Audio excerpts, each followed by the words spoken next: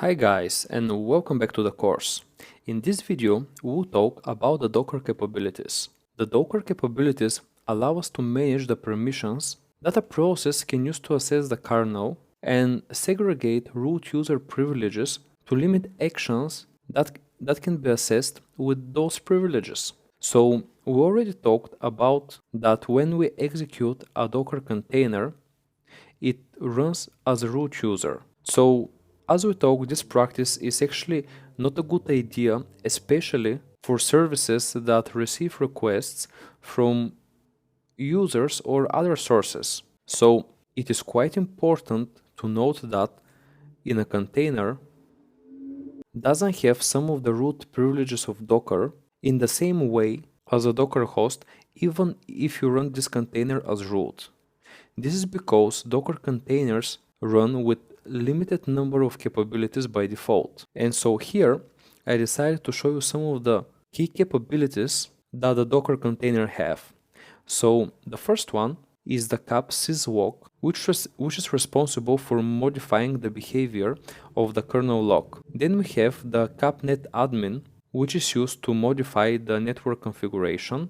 Then we have the capsys module for managing the kernel modules. We have the capsys row IO, which is for modifying the kernel memory. Then we have the capsys nice for modifying the properties of the processes. We have the capsys time for modifying the system clock. We have the capsys TTY config for configuring the TTY devices. And finally, we have the cap audit control for configuring the audit subsystem. So because of its granularity, the capabilities are quite useful method to execute privileged tasks with minimum permissions. This way, the capabilities are used into virtualization environments like Linux or Docker containers, where they play a fundamental role in the management of the security context. The main advantage is to avoid granting a process elevated privileges when you actually need only certain permissions for specific operation. So here you can see the commands incorporated by the libcap packages for listing and managing your capabilities. So you saw the capabilities already, but there are certain commands that can manage them. So the first one is the get cap, and this allows you to list the capabilities for a particular file. Then you have the set cap, which allows you to assign and delete capabilities of a file. Then you have the get pcaps, which allows you to get the processes for particular capability. And then you have the capsh, which is providing you with command line interface for testing and exploring the capabilities. You can check all the capabilities by starting a container, connecting to a shell, and listing those capabilities. So let's see how we can do that. So if we go back to our terminal, let's try to create an Ubuntu image and we'll install the libcap package.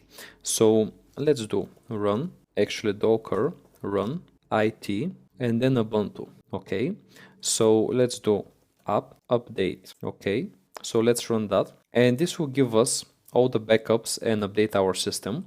So after that, so let's do apt install -y and then let's do libcap to -bin. Okay, let's run that, and you can see that everything is installed successfully, and we have the newest version. So if we now do grep, which is used for searching, cap into the proc, then bash pid /status, you can see all the different capabilities that are activated into the Docker container. So let's exit of this container, and the next thing I want to cover is how Docker provides commands to install or remove Linux permissions to different containers. So you can apply those by cap add and cap drop capabilities. Obviously, if you do cap-add, you're going to add a capability, and if you do cap-drop, you drop a capability. It makes sense, right? So let's try to create an image and see how we can add and drop some capabilities. So if I do docker run dash dash cap add equals to O, and then if I do dash dash cap dash drop equals to chown dash ti ubuntu sh. Okay, so let's run that, and this will create an Ubuntu container. So if I check our Docker containers, you will see that now we just run an Ubuntu container. So here in this Ubuntu container, you can do user add test, okay, and you'll see that once you do that, you cannot add user, and there is failure while writing changes in the shadow file. And this is because we simply remove that capability. However, if I do, for example, chown test and let's say user share, okay, you're actually getting a response that this operation is not permitted, simply because we dropped the chown capability from our VM or container. So when executing this command, we can see that the action of changing the ownership or chown of the particular file share fails immediately. And you can see that we're having that the operation is not permitted. So obviously we don't have this permission to change the owner of the file even as a root user. And this is simply because that when we created the container, we strictly disabled the ownership capability. So all the Docker containers start with a little reduced capacity set, but still you can have quite a few very nice capabilities immediately when you create a Docker container. So you can use the following capabilities: changing ownerships, override, sys, netrow, netbind service, and so on.